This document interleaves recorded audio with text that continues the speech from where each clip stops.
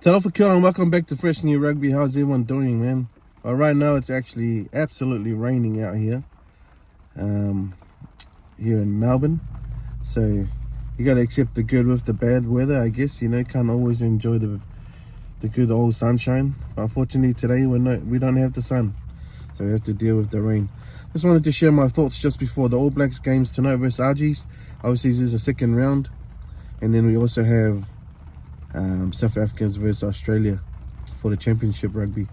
So just before I go on, I believe whoever wins the first two games in this comp is going to win the championship. And so New Zealand's got a lot to prove so far, and in beating the Argies, and then you also have the Wallabies. Now obviously South Africa has made a few changes in their lineup this week. I think 6 or 7 changes in their lineup. A lot of people are saying that it's a B team from the South African, but I don't believe so. I think the coaches, sometimes you gotta give opportunities for other players to prove themselves for why they're in the squad, and otherwise we will never get to see them play at all as well. So it's good that the coaches are giving everyone a go. So obviously there's more factors into it. You know, it's not just giving players time to play, but it's also, you know, traveling around, a lot of jet lag, and also giving other players a rest, you know, your main players. It's a long season, you know, so coaches, I'm pretty sure they're well equipped with that knowledge, and so for us that are complaining, probably need to think outside the box, I reckon me. But the South Africa versus Australia tonight, although there's 7 or 6 changes with the South African team, I believe the champs are going to be too good. I mean, Australia have brought back one of their main guns out in the wings, Marika Kurabiti. He's a fantastic player. He's been playing over in Japan in the One League, and he will add some boost into the team. I would like Australia to win, but by the way the champs are going, man, it's very hard to beat. You know, one of the advantages that South Africa has over all the teams that are in the championship is that they've got so much depth. You know, this was the luxury that the All Blacks had a few years ago, but now we're just like rebuilding. The All Blacks are just rebuilding. Likewise with Australia, but that's the difference between the South Africa team now. It's like, man, they're like the pinnacle of being the best team in the world, continuously and consecutively.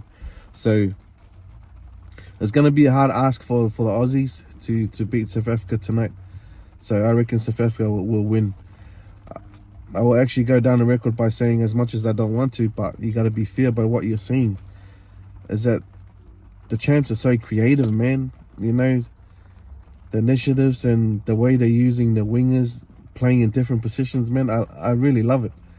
You know, and so big up to South Africa for making the game alive more. You know, like you actually want to watch them now. Before I used to just think, oh, South Africa was just going to kick and chase.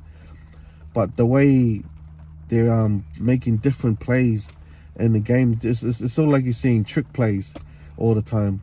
You know, you used to watch the gridiron and all that, but they're just so good at it. You know, and I love watching the champs now. You know, so I don't see Australia beating the South Africans, because even with the new players that are coming in, they wouldn't want to let the coaches down.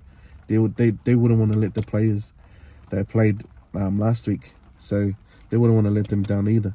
So they also want to make a statement for themselves that they deserve to be in the starting lineup. So that's why it's going to be so hard, this game up in Perth. But I believe Australia will give it a good go. You know, South Africa, the champs, are just too strong at this stage. You know, like, man, they ran around them, over them, through them. It's just a physical battle. I mean, the Aussies did pull up with it in the first half. And I mean, they just ran out of options to how to attack the Australians last week. You know, and I mean, the last 10 minutes there in the game, 3 South Africans got sin binned. And the Aussies only made 7 points out of it.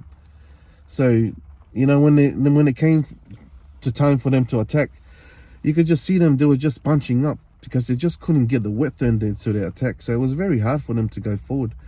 obviously it's hard when the forwards are not going forward. So a lot of the things that the champs, or when I say champs, I mean the South Africans, they're very critical with the technique around the rucks. As you can see, one of them got sin bin for slowing down the ruck, and that was something that, I mean, the ref finally got caught up with it, but I mean, it was a bit too late. And so that was one thing that the South Africans were really good at, slowing the Australian board in the ruck. Their blitz defense was pretty strong, and not only that, South Africa just did not give the Aussies time to settle at the ruck. You know, they will make the tackles and they will come straight through. So therefore, it forces more players to go and trying to secure the ball, and it leaves less on attack. So that was something that South Africa were doing really well, and yeah, the Aussies just couldn't cope with it last week. And so hopefully the coaches will figure something out this week, and you know, I'm pretty sure they don't want to go down 2-0. So the Australians will fire back. But it's just that once again, they don't have the luxury of depth of good players that like the champs do, like South Africa does. And so that's why I'm saying that South Africa is going to win this championship. You know, it's just the coaches, his confidence in his players, man, it's attractive, you know, and you see the commitment from the players. And so it's so good to see. It's so good to see. So yeah, for me, South Africa is going to win that one against the Aussies, but it's going to be a lot harder than last week. Yeah. Come down to the All Blacks playing Argies, second game, round 2. This is going to be played in Eden Park. Obviously, this is a spiritual ground for the All Blacks. Not many changes in the forwards for the All Blacks. Just, I think the only changes there is Tamati Williams covering Ethan de Groot. I think it was due to injury. And then you also have Caleb Clark that's coming in the wing over Sevu Reece. I thought it was pretty unlucky for Sevu Reece because I thought he put in more work than Telea last week. But obviously Telea scored a try and, you know, didn't make as many mistakes as Sevu Reece did. And that goes to show, you know, how hard the top level is in competing for your spot every week, because you make one mistake and yeah, you could be dropped or could be put onto the bench. Obviously, Razor has gone with Will Jordan to start as well instead of Telea. So Telea is covering the wing, the other cover for the backs. Sam Cane is back in the fold, back in the black jersey. Look, he's a mean defender, you know. And I think without the captaincy on his shoulders, he'll play more freely and, you know, under less stress. But he will go even harder.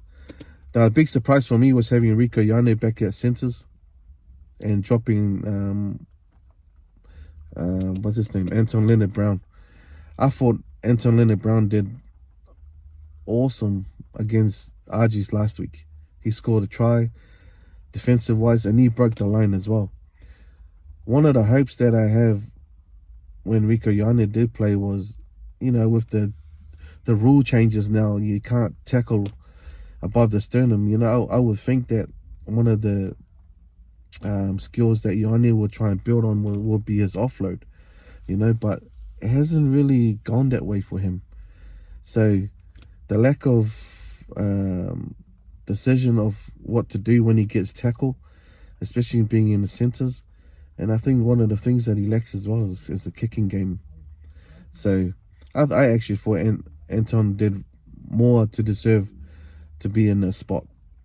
But look, we just have to back up whoever the coaches had put in there to play this weekend. I mean, if there's only one changes that Razor has made for the forward pack, it's like the forward pack are playing for redemption, you know. So it's now you got to prove yourselves that what you did last week was just a simple mistake.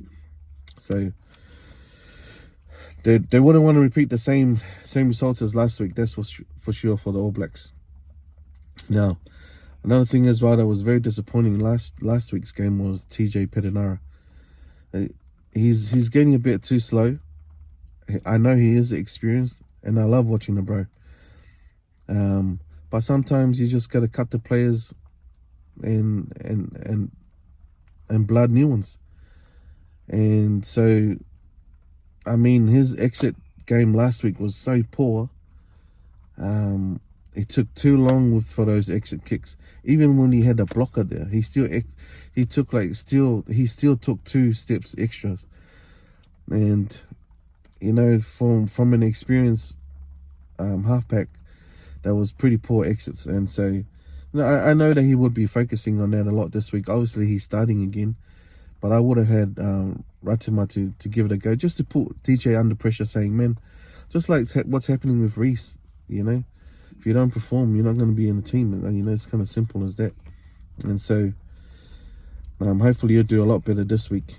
Obviously, we didn't have as much scrums as the Aussie and the South Africa did last week. I mean, the first scrum for the South Africa and Australia was in the first minute. And the first scrum for the All Blacks versus the Argies were in the 60th minute. That goes to show the quality of ball control in both teams. It's magnificent. No knock-ons and so forth. I mean, that is just so critical. That's how good that game was, and it just came down whoever counted and make the most of the opportunities that were lost from the other teams. And so obviously when you look back into the game that the All Blacks lost last week, it was from their 2 error mistakes that they made. I'm not putting down the RGs saying that they didn't create the opportunities. No. Fair and square, they scored the tries. But 2 of those tries came from the All Blacks mistakes. So if those mistakes weren't made, then those tries wouldn't have been scored. As simple as that. And so, the All Blacks they've got a massive responsibility this week, given the records, and Eden Park hasn't been beaten there in 30 years. So not only on players but also on the coach. Okay, so that pressure's on them as well. But I hope that pressure doesn't get to them too much, because otherwise they're going to be under the pump. I hope TJ's kicking game will be improved by tonight, because when you're doing those box kicks, man, and we're chasing it and we don't get it back, we're just losing position. You might as well just keep it and try and run it. I understand the idea behind the box kicks, but the box kicks are only as good as your chases. Will Jordan, Tilita, one of the tallest wingers around, but putting them against the South African wingers, Colby, I can't remember the other bro's name. Not only they're short, but man, they're so competitive in the area of the game. So it just comes down to the skills and things like that. I think a lot of people are probably questioning Offa. I think Offa Tungafasi went missing last week, but he is in the team for a reason. I think the reason why Offa's in the team, he does provide the experience for the loose head and the tight head, and I think that skill not many props has that. So I think that's where the coaches are going with Offa. When he does play, man, it's hard to stop the bro. To be honest, the All Blacks is, like I said before, we obviously don't have the luxury as the South Africans do. One of the main positions that I feel like we're actually lacking on as the All Blacks is pairing in the locks. I mean, with our pairing of locks in the past previously have dominated the comp for many years. That was Whitelock and Metallic, and it's so hard to replace good players. But I understand what the coaches are doing, and I think for us that are complaining, even myself, we just got to trust the coaches and believe in what they're doing. It takes time. Razor just got in there, and so just like with Australian team as well with Joe Schmidt. So they're both trying to build something that is, I guess, create their own identity as coaches. A lot of us are, even myself included, complaining about, man, these players should be there, they deserve to be there. But I have to be honest, man, sometimes you have to break eggs to make an omelette. And so you got to give other players a go. You know, I'm really looking forward to see the All Blacks tonight. I might go live tonight. I might go live. I've never done it before, so it'll be a good experience. But we'll see how it goes. But yeah, so really looking forward to that, and you know, hopefully Mackenzie and Barrett will turn up tonight. So I'll take the All Blacks. I'll take the All Blacks to win the against the RGs. But however, records are made to be broken. So the RGs are up for a battle, and they want to take this one, man. They want to take it home. Now that they've gone one up. And so winning does do things to you, and so does losing. And so I know that, but I know the All Blacks will bounce back. But I have a feeling South Africa will be too strong for Australia. But however, let's wait and see what happens tonight. Good luck to all of you fans and supporting your best team tonight. But yeah, feel free to comment down below and you know what you reckon the game is gonna be. And one thing I wanted to mention, man, the refs. How good are the refs now, eh? You know, very what you call it, interactive with the players. Very professional the way they communicate what's happening on the field.